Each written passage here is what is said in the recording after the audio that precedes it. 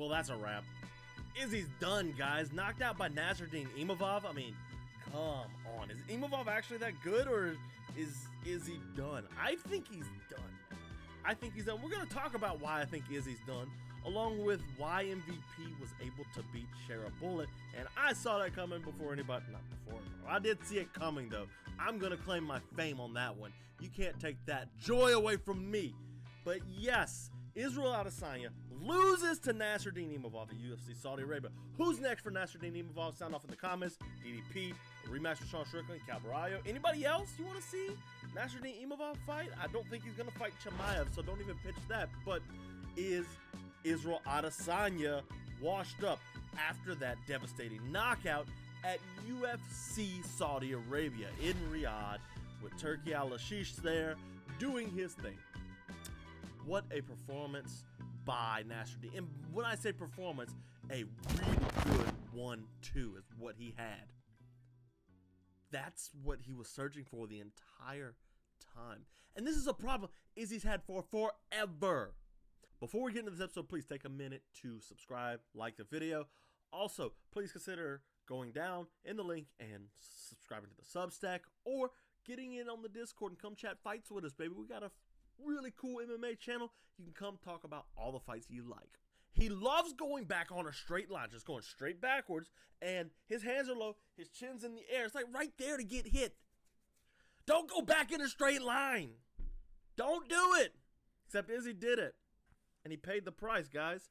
He paid the price, the ultimate price. And he gets knocked out the same way every single time. He wants to go straight back. Now, granted, Strickland and Venom, Du Plessis and Sean Strickland did it while he was against the fence, and I called that. I was like, that might be a problem. And it was. But Izzy did a good job of staying off of the fence. Regardless, he... Give me those hands. Give me your hands. Izzy wants to grab your hands and hand fight with you all the time.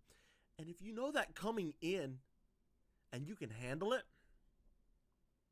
boy, you can really cause some damage. And that's exactly what Imavov was looking for. That's all Nassourdine Imavov was looking for. I don't care if I'm saying his name wrong, by the way. I'm a guy from South Louisiana. My words aren't going to be the best. I'll promise you guys. Sorry.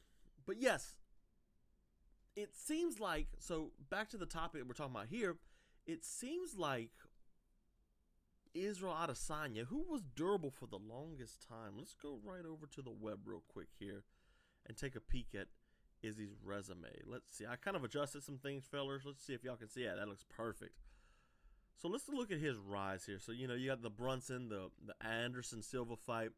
Then you got Kelvin Gastelum right here. Okay.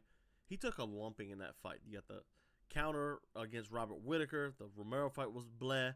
Costa, he kind of does his thing.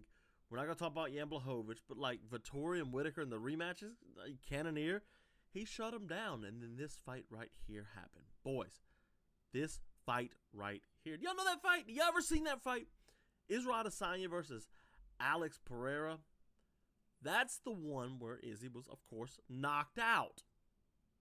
He kept backing himself onto the fence. And Alex Pereira, the kickboxer, realized, like, oh, wait. He can't lean outside of the ropes if there are no ropes, right? So Alex knocked him out. Now, we got the Alex Pereira rematch where he was getting beat up for a couple rounds, or a round or two, a round and a half maybe. And then Pereira, you know, caught him playing possum. He was caught playing possum, and, yeah, good job by Izzy, sure. But he was getting beat up in that fight. And then you got Sean Strickland, Mr. Pillow Fist himself. I think I hit harder. Just kidding. I don't hit harder than Sean Strickland. And then we got Nassourdine Imavov. I mean, guys, if we're being honest with ourselves here, Izzy's not that durable anymore. And I think Sean Strickland, I think Alex Pereira cracked his butt open.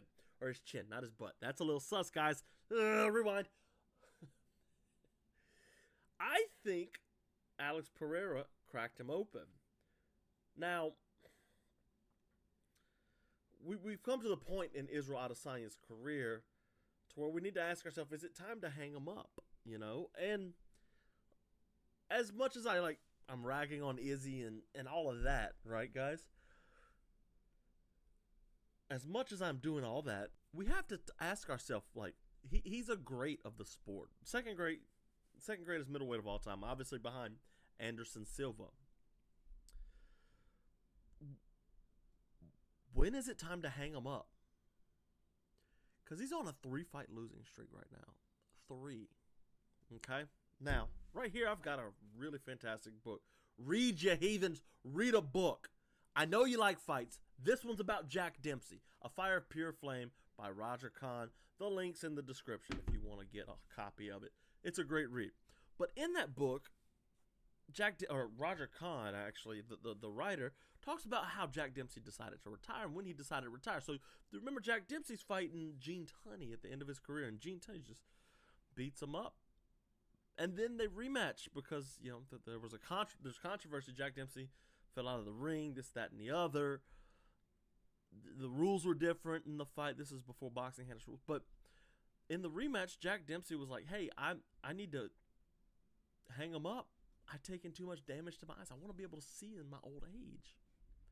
So he hung him up. Now, he came back years later and fought Cowboy Luttrell in a exhibition, quote unquote. Cowboy Luttrell's a professional wrestler.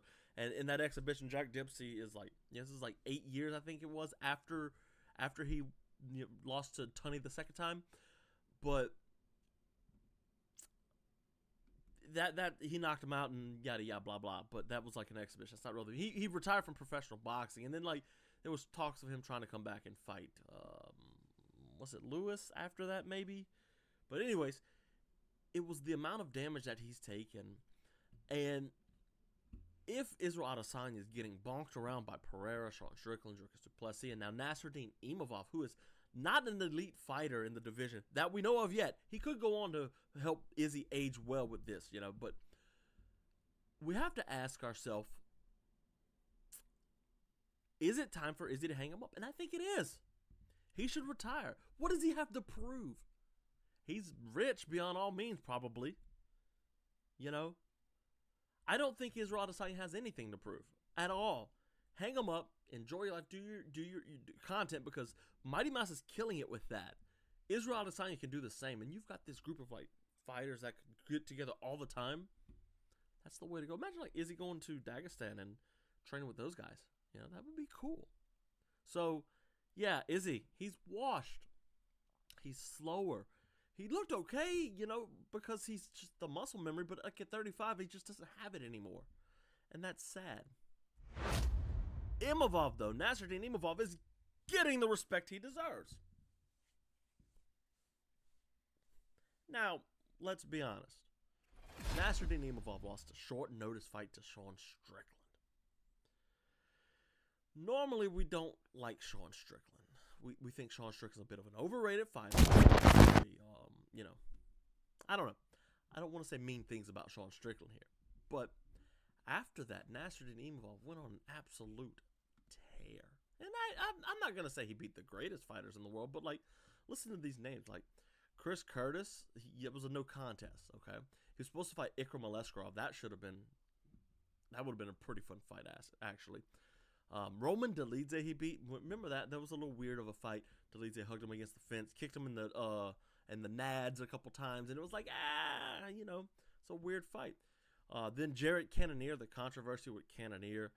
You know, he did hurt Jarrett Cannonier, but Cannonier didn't want the fight to be stopped. So, you know, there's that controversy there. And then Brendan Allen he's beat, and then obviously now Israel Adesanya. That's a Dolidze, Cannonier, Allen, and Adesanya. That's not a bad run. And that last win, even though it is a washed Israel Adesanya, his name still carries some weight. He carries a lot of weight. And with Sean Strickland and Venom, Du Plessis fighting the very next weekend, you bet your sweet tail that Imavov's... Let's not let him have Khamzat. After this, you let it be me. Izzy beat Robert Whittaker twice, and that's Khamzat's best win. And I talked about it in an article that's coming out soon about matchmaking and how it's going to work here. So, Chimaev's absolutely getting the next title shot if he can. But we know Khamzat Chimaev. If you've watched this sport for 5 seconds, you'll know that Khamzat Chimaev is going to pull out. Dude's never having kids. Pull-out game strong, right? But you'll notice that Chimaev pulls out of a lot of fights. And that's not good. So, what does Imavov need to do? He needs to either weigh in as the backup or get paid and fight. And the UFC can come to him and be like, hey, look, Imavov, if you want a title shot, you need to fight on this card. You win and you get the title shot. And that could be against anybody. Cal Baralho, running back with Brendan Allen, anybody in the division, Run that back.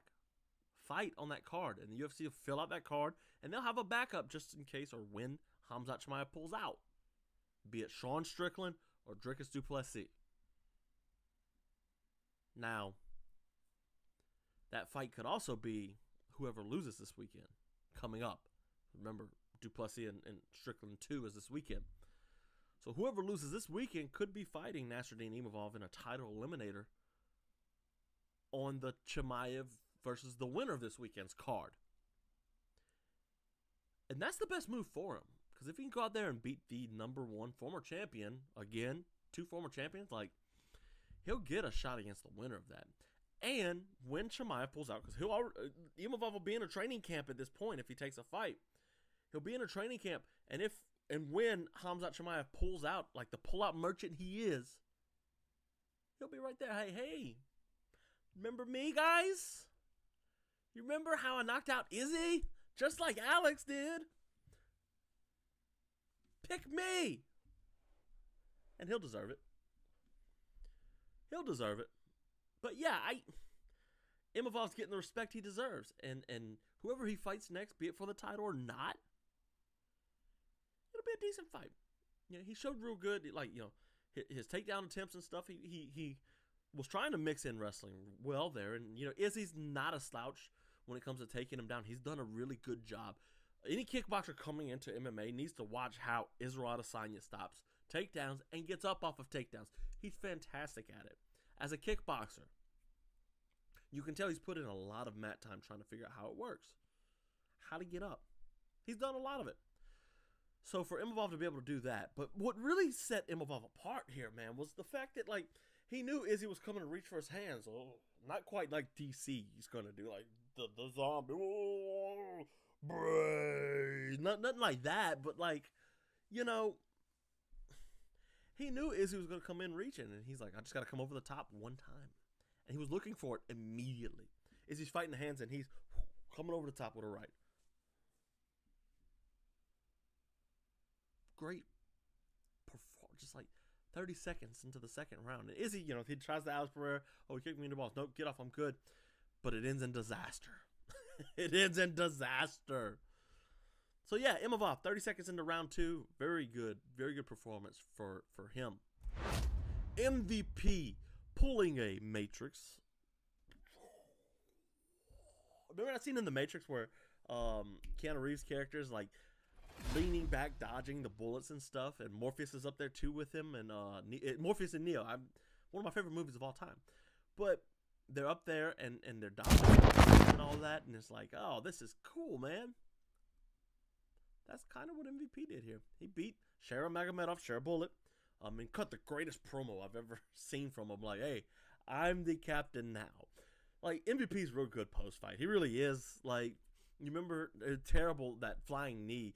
He threw a Pokeball at Cyborg Santos. He just threw a Pokeball at him. Some Pokemon Go was a big thing, and it was going off. But, I'm the captain because, he's a pirate. Last Bullet's Shara Bullet's a pirate, and MVP's like, okay, I'm the captain now. He's the pirate now. Great. It was really good performance. I like that, and it's a small thing, and it's not really part of the sport, but it is still entertaining. What wasn't entertaining though was how this fight went down. People were expecting fireworks. It was more of a fencing fight, really. Shara Bullet's striking is very good, but I couldn't, in good faith, pick him to beat MVP when he struggled against Armen Petrosian. Was it Petrosian? I can't remember. His last fight. I'm looking it up now, fellas. He struggled against Armin Petrosian. I'm sorry. Until he got that cool double spinning back fist knockout, right? So he's got that. But he struggled, and people don't remember that. Like, they remember the knockout, like, wow, this is really cool. But, like, let's not forget, MVP's a really good point fighter and really good at shutting down strikers. Sounds like a recipe for disaster for Shara Magomedov, does it not? And it was. All night. Michael Page is like darting in on a huge jab or a huge cross that he's reaching across his body with. And all night, he is punishing him. All night. Wonderful performance. What was crazy was like, Shara was like, I need to wrestle. It's like, I don't know how to wrestle. What am I going to do? Well, it's not going to be wrestle, that's for sure. It ain't going to be wrestling. MVP's fairly okay at stopping takedowns unless he's fighting Ian Gary of all people. But like, Shara Bullet came in here and he was going to rely on his striking because that's all he had. MVP did a good job of, making sure the kicks that he threw didn't land. He did like that long leaping in jab, and it's a jab that hurts. It really did like stop Shara Bullet in his tracks. Really good performance, man. I thought, Michael Page is 40 years old. I thought he looked good, man. And they always say, like, speed's the last thing to go. But, man, Shara Bullet's speed didn't matter. Michael Venom Page's 40-year-old man speed, it worked. And he knows how to dart in very fast. And that's part of what makes Michael Venom Page Michael Page. That's what he does. He point fights. Yeah, great. I'm happy for him. And I'm happy he got a win. I'd like to see him stay at 185. There's some fun fight. Like, think about a Michael Page versus Michel Pereira fight. Or him versus Izzy, if Izzy wants one more go-around. I know they're friends, but, Sergei Pavlovich is fighting friends back-to-back, or former training partners or whatever back-to-back. So, like, you could book that. Or, like, welterweight. Let's go over here real quick and take a look at what's at welterweight, because there's options. He wants to go back to welterweight. Fine, you can go in there and you can fight. Let's see, Carlos Paredes is a great fight. Michael Morales is great. Stephen Thompson is the dream fight. You want to beat up Colby? Go ahead and do it. There's options there for him at welterweight right here. So what are we waiting for? Like, let's book him. He didn't get hurt. Let's book the guy. Come on, I want more MVP, man. I enjoy his fight. He was really fun. Yeah, great win for him, though. Like, Shara Magomedov, lost his O. We're putting too much emphasis on that in MMA right now. He took a hard fight. He took a very hard fight. A big step up from Armin Petrosian and who else? Michael Oleksichuk, Antonio Tricoli. Like, a big Bruno Silva even, like a big step up in competition there. But we got to get past this thing of, oh, he's undefeated. Like, that's boxing, bro. We're not like that. MMA isn't like that, at least.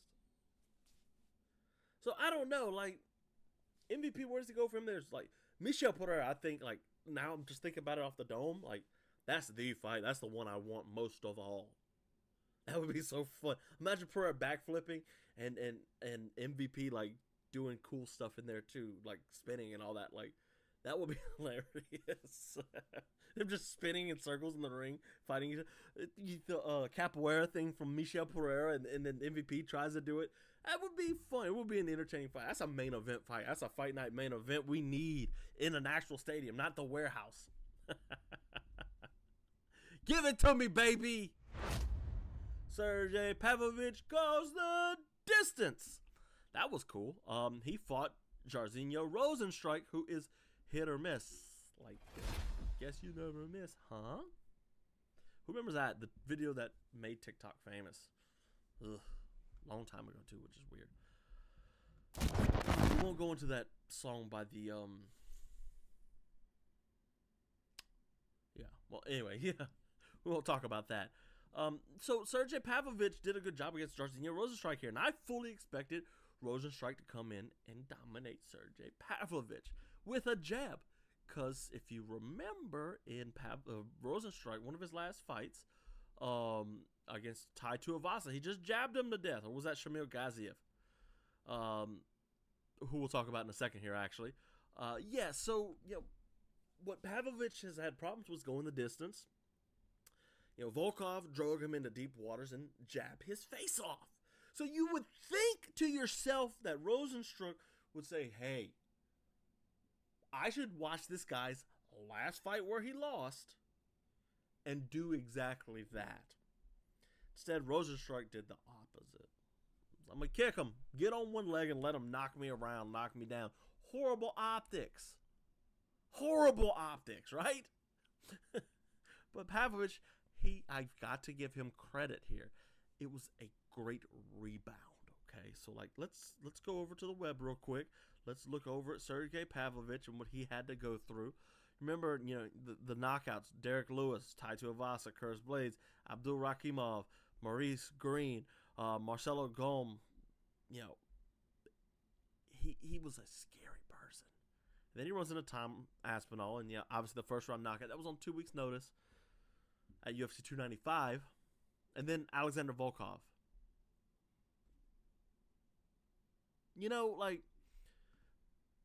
This Rosenstrike could have been a recipe for disaster for him, honestly.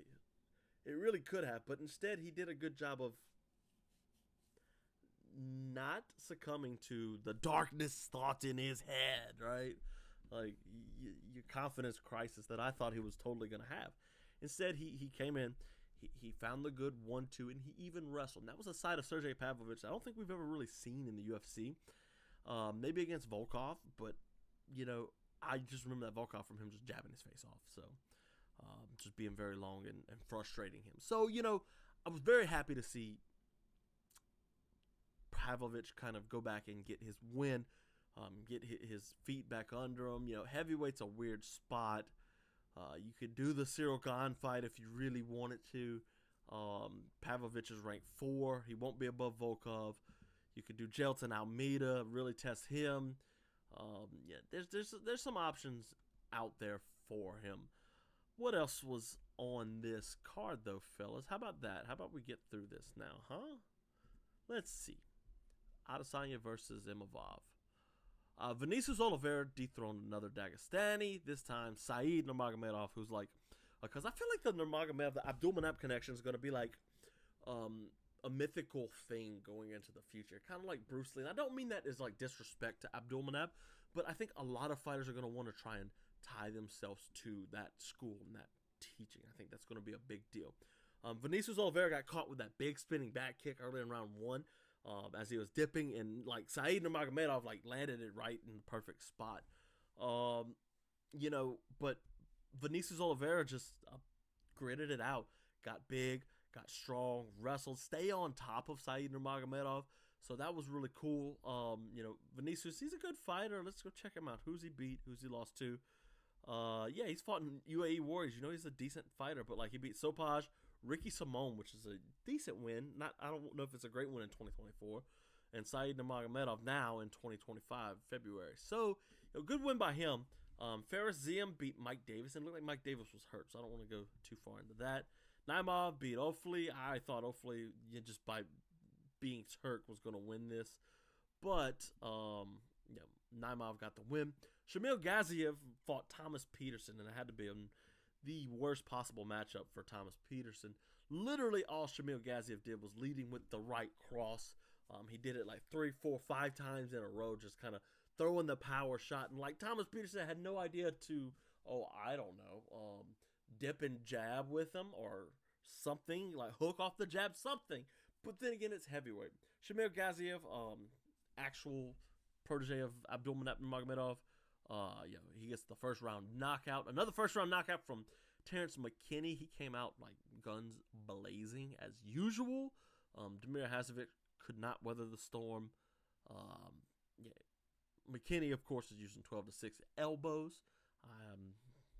He grounded him out and got a win over Damir Hazovic. Not a great win, McKinney's got some decent thing, but he got knocked out by Ribovics, before that, he kind of does good well, and then he loses to Drew Dober, Ishmael Bonfim, and Sadikov, and then he'll do well against Breeden and Murat, and then lose to Esteban Ribovic. So he's beating the people he should, and he's losing to the people he kind of should. Jasmine Jasadavicius, shout out, beat Mayra Bueno Silva, which was really cool. Bueno Silva's, of course, the former title challenger at 135. Got beat up real bad against Macy Chasson and Dr. Stoppage. And now she moved down to 125. Former teammate Jasmine Jasadavicius has been on an absolute tear in the UFC. Go check this out. Look at this. Priscilla Cachoeira, we don't rate that highly. She lost to Tracy Cortez, but she has a win over Miranda Maverick. Kay Hansen, not in the UFC anymore, okay. Lost to Natalia Silva, sucks. Fatima Klein, but these last two, Ariane Lipsky de Silva and Mayra Bueno Silva, like, good wins by her, man.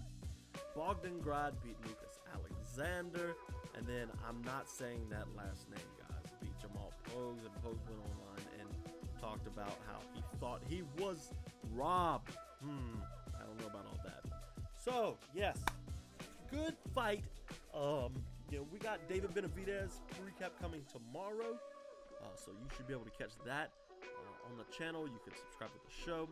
Episode 6 of Fight Finders. I did some more filming at an LSU dual meet, or tri-meet actually, LSU McNeese and Xavier. So if you're a fan of the Fight Finder series, you should check that out. It's coming out very soon. This month it's coming out.